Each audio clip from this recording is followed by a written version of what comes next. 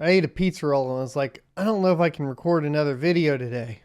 Let's get it. What's up, sons? It's Blind Rod with Son of a Tech once again, and welcome to yet another how to overclock video, this time for the RTX 3070 Ti with the light hash rate 100% unlock. I'll be doing the curve optimizer video per y'all's request on the 3080 Ti video later on, so stay tuned for that. Make sure the notification bells are hit.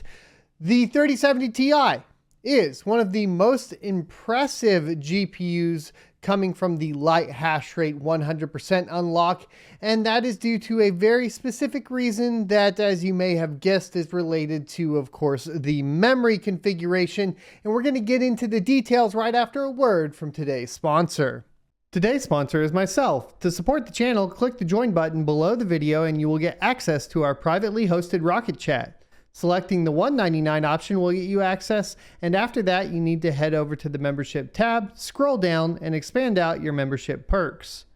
Find the section for connecting on social media, and in that section there will be a secret registration URL to join Rocket Chat, where you can sign up to enjoy talking with other cryptocurrency enthusiasts and miners without spammers, scammers, or bots. Welcome back. So what sets the 3070 Ti apart from everything else? Well, it's a 3070 variant with GDDR6X. The 3070 and below are all GDDR6. As you know, GDDR6X is clocked at a higher speed, and that results in essentially a higher memory bandwidth. You can see this in the specification sheets right here. Memory, 8 gigabytes of GDDR6X, with a 256-bit bus results in 608.3 gigabytes per second. If we compare that to the 3070, you have 8 gigabytes of GDDR6 non-X over the same size memory bus of 256-bit, which results in a bandwidth of 448 gigabytes per second. This is a huge difference, and what makes this more beneficial than, say, something like the RTX 3080 or 3080 Ti is you have cut down cores. You have less cores, which means less power consumption. Now, of course, because it had that light hash rate lock, it wasn't really recognized as a viable GPU for quite some time. Even my initial review was quite disappointed, because what I also found was that the power consumption was quite high. But with the light hash rate unlocks and utilizing NB Miner version 41.4, we found some of the best results to date. Basically, if we plug the RTX 3070 Ti in, right away we get 77 mega hash a second. Now it is closer to about 300 watts at the wall. To clarify, we are on a 120 volt circuit with a gold rated power supply powering the riser and the GPU only. And so your mileage may vary. Of course, the more efficient you get, the better off. Ways to increase efficiency is going to be upgrading to a platinum rated power supply and utilizing a 200 to a 240 volt circuit. Those are all, of course, options, or even going from single phase to 3-phase, depending on how big your operation is. So that all aside, right? What happens when we overclock and underclock? Overclock the memory, underclock the core. Well, first off, I like to start on the memory to know what the max hash rate's going to be, because if we undervolt and underclock the core too much before we go ahead and test the max hash rate, we won't know when we start losing performance. So what we found on this card in particular is that we were able to hit 1850 megahertz on the memory clock. This resulted in a hash rate of 84 mega hash a second, albeit at the same wattage. So now, what happens when we undervolt? Well, this particular card doesn't go down as far as the 3080 Ti before it starts throttling itself. Where you're really sitting is around 1350 megahertz on the core. And the lowest you can really get the core voltage down in this particular case is to about 793 millivolts. Once again, I'll go over the settings or how to do it with MSI Afterburner in the curve editor for you guys later. It's just at this point, I'm just getting in the overclock settings for you guys here as you need them, right? So pretty much 1350 megahertz on the core. Total for the plus 1850 megahertz on the memory leads you to 11,102 megahertz total on the memory. And this results in essentially 85 mega hash a second at 220 watts at the wall.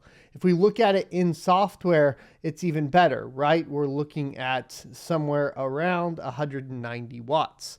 Let's go ahead and take a look at the what to mine results. Once again, as always, please take the numbers and plug them in for any given day so you can calculate current profitability. This is just for today on May 18th. Popping on over though, what you'll see is that we have the 84 mega hash a second plugged in at 220 watts. If we take a look at the Ethereum revenue, that's $1.96 a day, with the profit after 10 cents a kilowatt hour power, which you can also adjust on your own here using these same numbers. We get $1.44 a day after power. What does that result in for price? Well, if we look at Amazon right now, these are going for pretty good prices. The exact one we tested was this ZOTAC gaming version, the Trinity Overclock, which is going for $769. If we take $770 and then we divide it by the profitability, we end up with an ROI of 534 days. Now, of course, that's provided ETH didn't move to proof of stake, which is something that we have to worry about, as well as the artificial difficulty bomb that's in place and needing to mine something else if you have to bounce down to Ethereum Classic or you have to move to a completely different algorithm together. That's going to just blow this out of the water. But I like to cover it just in case. Basically, 534 days from today, too many things are going to change and are up in the air for us to be certain at this point of when you would ROI. Team never ROI, right? As we are aware. So let's go ahead and talk about what makes this card special. Once again, the special thing about this GPU is that it has GDDR6X memory at the lowest price point. You will not find a GPU cheaper that has the fastest memory available currently on the market with the GDDR6X. So that's going to be what sets it apart. Now with the cut down cores on memory intensive algorithms like ETH hash, like ETC hash, and like Ergo, for example, which we'll be taking a look at later on down the line, things like that are going to perform very, very well. And we are around that 200 watt range with some of the best performance, right? 84 mega hash a second is pretty much in a weird niche too, right? Because once you bump up from there, you're pretty much always over 100 mega hash a second on the 3080s and up.